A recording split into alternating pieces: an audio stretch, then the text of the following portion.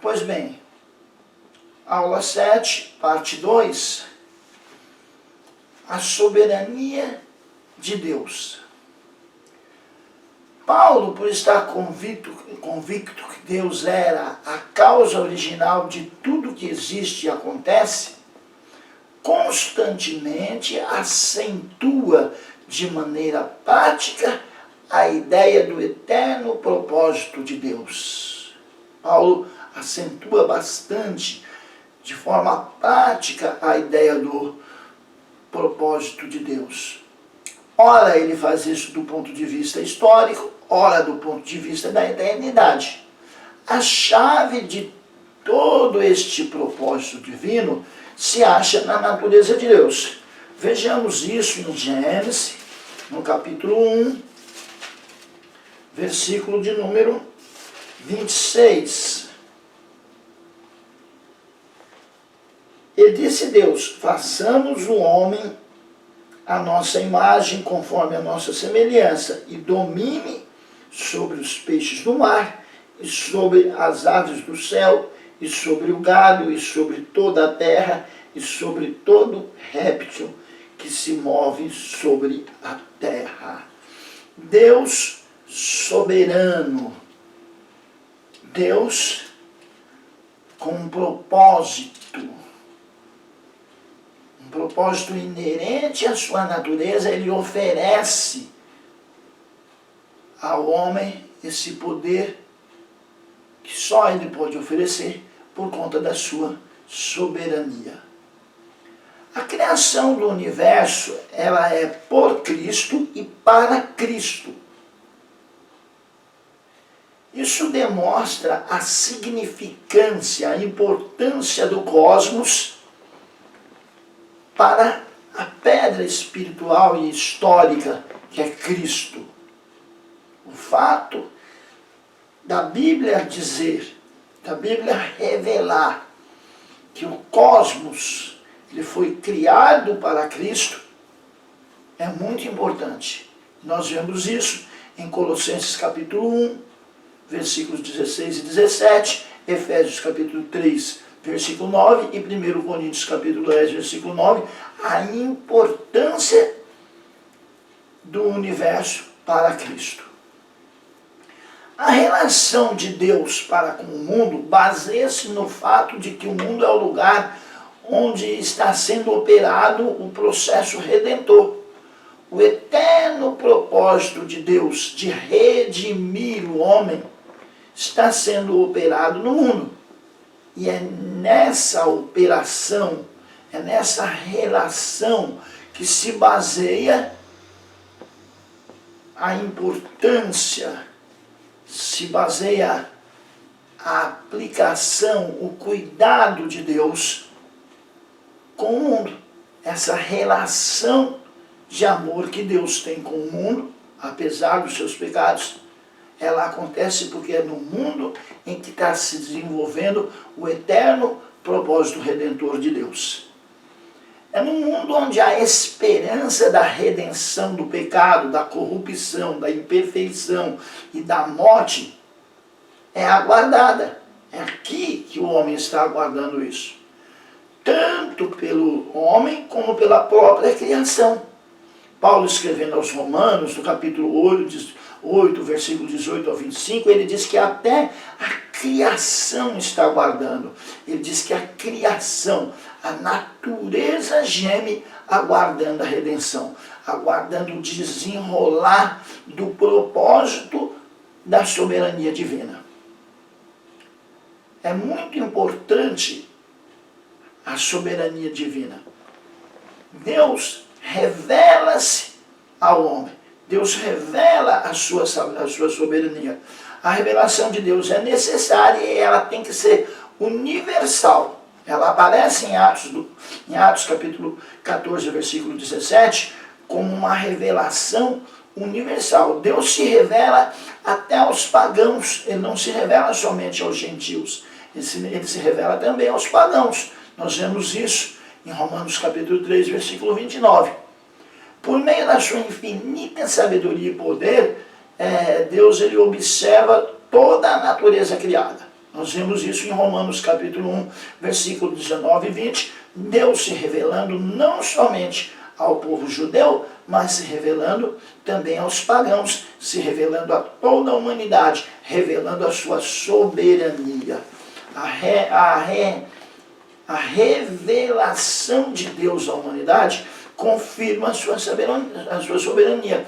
A consciência e a lei moral escrita no coração do homem, ele está escrito no coração do homem para induzir o homem a buscar a Deus. O homem busca a Deus porque ele tem na sua consciência a lei moral, escrito na sua consciência, no seu coração, o que o faz sentir desejo de conhecer a Deus, de ser parte dessa revelação.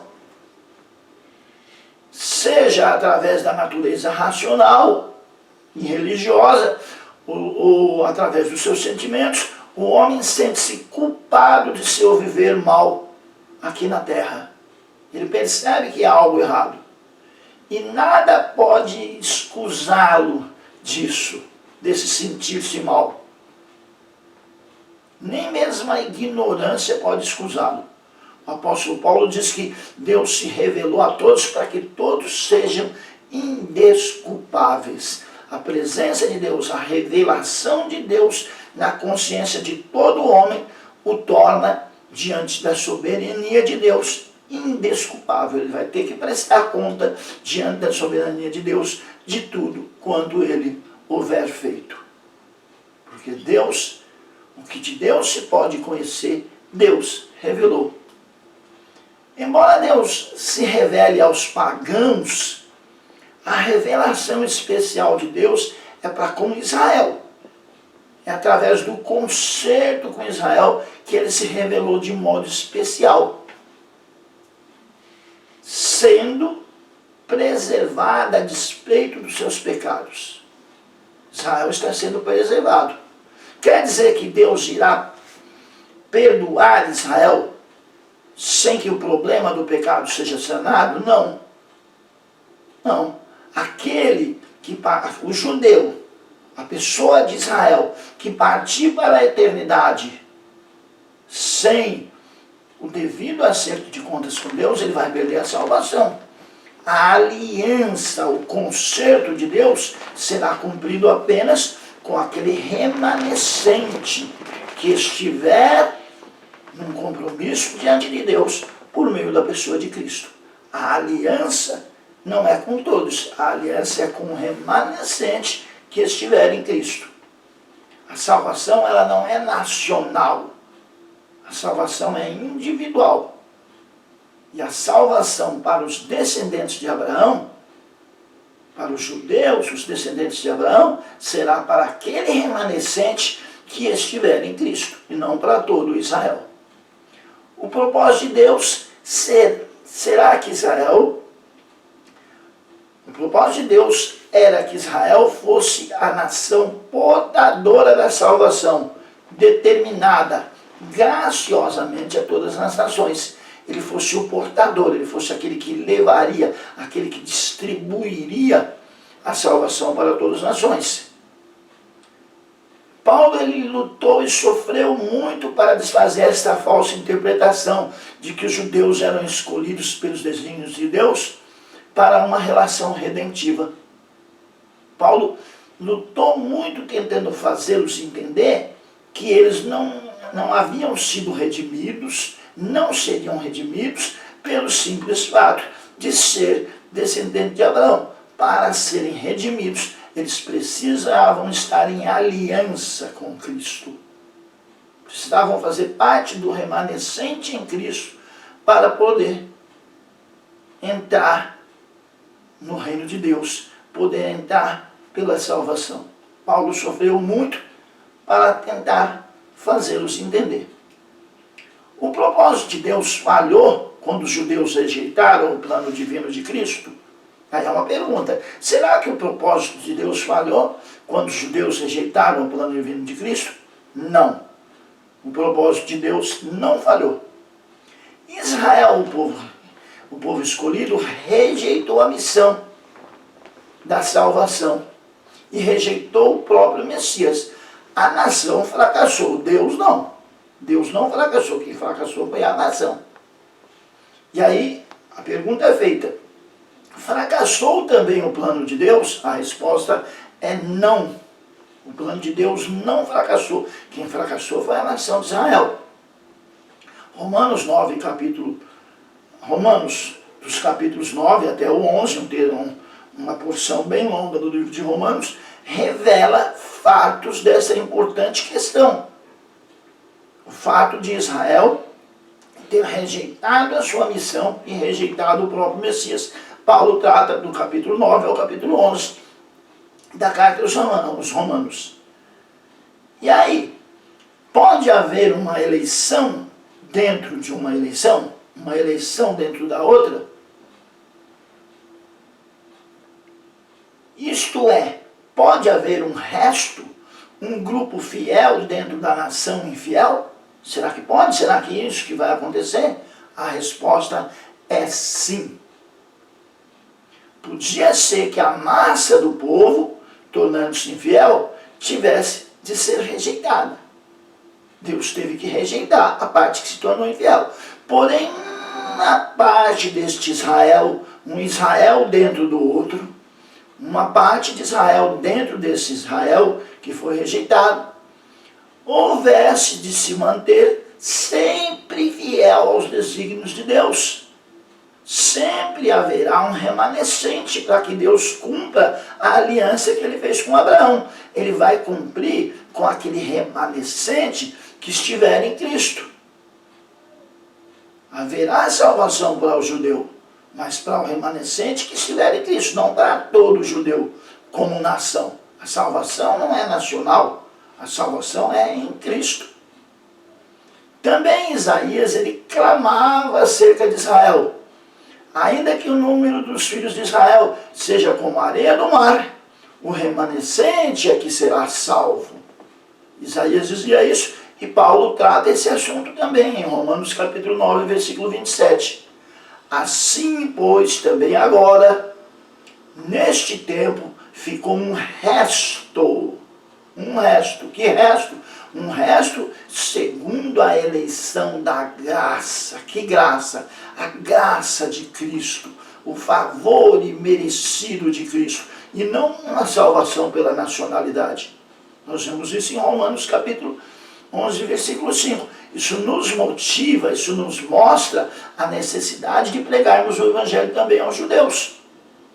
Muitas vezes nós nos preocupamos de pregar o Evangelho somente aos gentios, mas o Evangelho precisa ser pregado também aos judeus, porque eles serão, muitos judeus serão salvos pela graça. A soberania de Deus na escolha dos instrumentos é sustentada em Romanos capítulo 9, do versículo 14 até o 33. Essa passagem, ela sustenta, ela mostra que Deus é soberano na escolha dos instrumentos. É Ele que escolhe quem Ele vai usar, como Ele vai trabalhar, Ele é soberano para isso. Então esse texto, ele fala muito da soberania de Deus. Romanos capítulo 9, do 14 ao 33. Os gentios, eles não tomaram o lugar dos judeus. Não. A Igreja Católica foi que achou que os gentios tinham que tomar o lugar dos judeus. Foi que oprimiu os judeus. Mas a Bíblia não tem isso. Os gentios não tomaram o lugar dos judeus. Primeiro o Evangelho foi pregado aos judeus. Jesus disse, olha, não entreis em aldeias de samaritanos, ou seja, não evangelize os gentios. Vão primeiro as ovelhas perdidas da casa de Israel. Primeiro o Evangelho foi pregado aos judeus. Mas com a rejeição ao Messias, quando eles rejeitaram, foi apressada, não surgiu dali. O plano já existia. Foi apressada a obra de oferecimento do Evangelho aos gentios por meio da pregação. À medida que eles rejeitaram,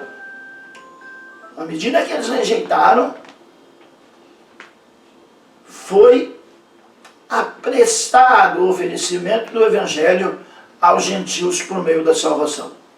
Romanos capítulo 11, versículo 11 e Atos dos Apóstolos capítulo 13, versículo 46. Paulo esperava que a pregação e o consequente gozo pela bênção da salvação entre os gentios estimulasse os judeus à conversão. Ele achava que com o evangelho sendo pregado aos gentios, os gentios sendo salvos, os judeus seriam estimulados. Nem sempre isso aconteceu. Houve um momento em que Paulo teve dificuldades por conta disso. Então nós vemos este pensamento de Paulo em Romanos capítulo 11, versículos 13 e 14, versículos 31. A figura da árvore e do enxerto ilustra bem essa ideia.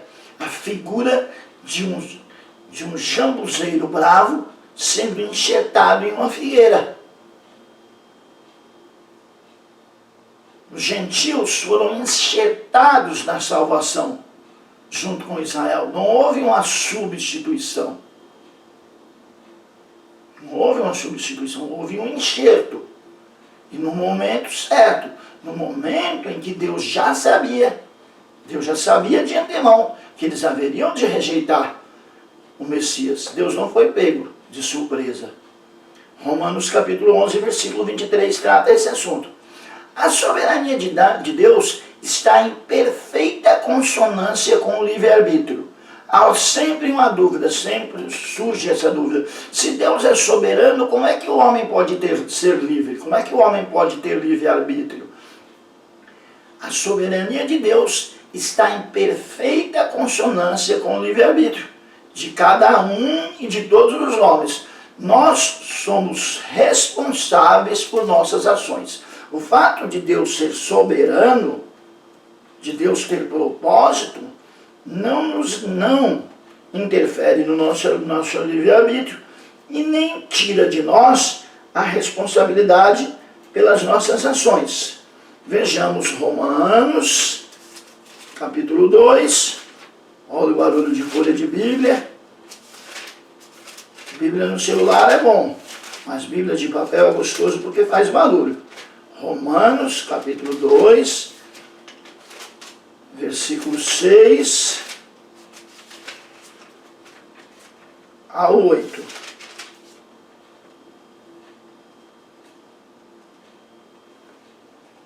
Romanos 2, do 6 a 8.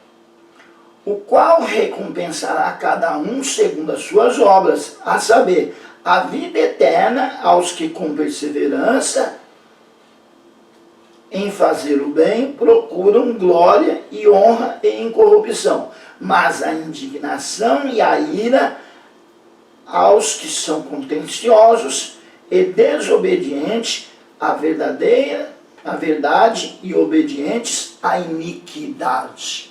Ou seja, fica bem claro que aquilo que o homem faz, ele é responsável e interfere sim na salvação do homem.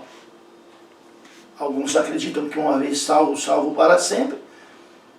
Não vamos entrar nesse mérito, pelo menos por hora, mas fica claro que o homem é responsável pelas suas ações, mesmo que Deus tenha os seus planos, os seus projetos. Nosso próximo ponto é a predestinação e a eleição. A predestinação e a eleição. A predestinação. O propósito de Deus é salvar e não condenar. Nós conhecemos bem uma posição teológica que diz que Deus predestinou salvar uns e condenar outros. Mas quando nós olhamos para o texto bíblico, temos dificuldade de encontrar isso. Nós encontramos a predestinação como o propósito de Deus em salvar e não em condenar. Mas vejamos, como se relaciona o eterno propósito de Deus com a salvação final dos homens? O propósito de Deus é eterno, a salvação dos homens é final. Todo o trabalho da salvação está ligado com o eterno propósito de Deus. Não tem nada desligado, não haverá nenhuma surpresa. Todo o trabalho da salvação está ligado com o eterno propósito de Deus. Vejamos isso. Deus predestinou, antes da fundação do mundo, os crentes para ser conforme a imagem de Jesus. Paulo diz isso, escrevendo aos Romanos, no capítulo 8, versículo 9. Paulo predestinou. Paulo diz que Deus predestinou quem? Os crentes, para serem conforme a imagem de Jesus. Não há predestinação para a condenação. Nenhum dos textos sequer cita a palavra condenação. Romanos, carta de Paulo aos Romanos, carta importantíssima quando se trata de doutrina, quando se trata do pecado, quando se trata da soberania de Deus, da eleição, da predestinação. Romanos capítulo 8, versículo 29. Porque os que dantes predestinou, porque os que dantes conheceu, também os predestinou para serem conforme a imagem de seu Filho, a fim de que ele seja o primogênito entre muitos irmãos. Então, predestinou para ser conforme a imagem de Cristo. Não predestinou para a condenação. Quem é a imagem de Cristo não é condenado. Ele também elegeu antes da fundação do mundo. Efésios capítulo 1, versículo 4, diz que Deus elegeu antes da fundação do mundo, segundo o eterno propósito que fez em Cristo Jesus, nosso Senhor. Efésios capítulo 3, versículo 11. Então fica bem claro aí que não há predestinação para a condenação. A predestinação é sempre para salvação. Os crentes são chamados por decreto. Por decreto. Os crentes são chamados por decreto, mas como? Segundo o propósito divino. E são justificados por Deus. Vamos ver isso? Outra vez, Romanos. Já pode até deixar sua Bíblia aberta aí em Romanos. Romanos, outra vez. Eu fechei a minha. Romanos, capítulo 8.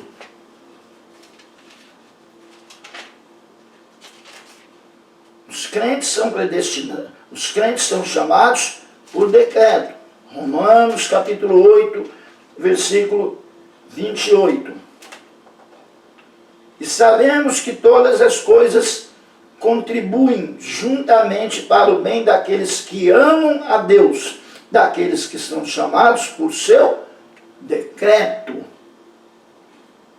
São chamados pelo decreto de Deus, segundo o propósito divino, e são justificados por Deus. Ainda no capítulo 8, vamos voltar lá para o versículo 3. Porquanto o que era impossível à lei, visto como estava enferma pela carne, Deus enviando o seu Filho, em semelhança do pecado, pelo pecado, condenou o pecado na carne. Ou seja, eles foram justificados.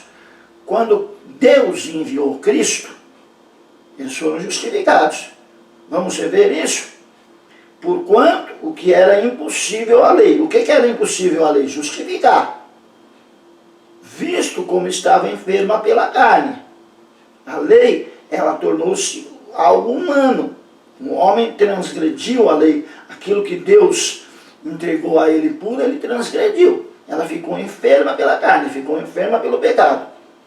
Deus, então, enviando o seu Filho em semelhança da carne do pecado, ou seja, em semelhança dos homens, pelo pecado, condenou o pecado na carne e nos justificou. Então os crentes são chamados por decreto,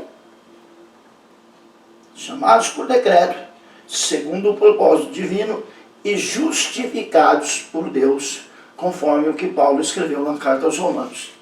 É interessante notar que Paulo, em todas essas passagens, fala do propósito de Deus em relação à salvação e não em relação à condenação. Então, o propósito de Deus, a predestinação de Deus, a eleição de Deus é para a salvação, nunca para a condenação. Sequer aparece a palavra condenação nos textos.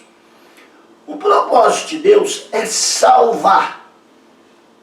Porém, os que rejeitam os esforços divinos a seu favor têm que sofrer as consequências dos seus atos, apesar da grande e boa vontade de Deus para com os homens. Deus quer salvar. Porém, quando o homem peca, ele tem que arcar com as consequências do seu pecado, e o pecado leva à condenação. O pecado consumado gera morte, gera condenação. Foi Ele, Deus, quem estabeleceu a lei de colher o que se semeia. Deus não vai contrariar uma lei que Ele mesmo estabeleceu. O homem colhe aquilo que semeia. O homem pode agir como bem entender. Alguns dizem que não. Alguns dizem que as ações do homem estão predestinadas. O homem seria um robô, mas não é. Nós não somos robôs.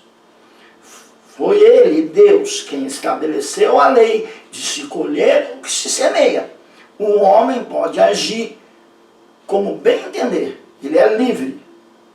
A predestinação não toca no ato do homem. Ela apenas fixa as consequências. O que está predestinado é a consequência. O salário do pecado é a morte. Pode pecar. É livre para pecar. É livre para fazer o que quiser. Porém, a consequência será a morte. Ou seja, a predestinação não toca no ato. A predestinação apenas fixa as consequências do ato. É bem diferente. O homem é livre para agir, como livre é o semeador para escolher a qualidade da semente que semeia. O resultado deste ato, porém, não está ao sabor da vontade do homem. Ele pode semear o que quiser, mas ele não pode determinar o que ele vai colher.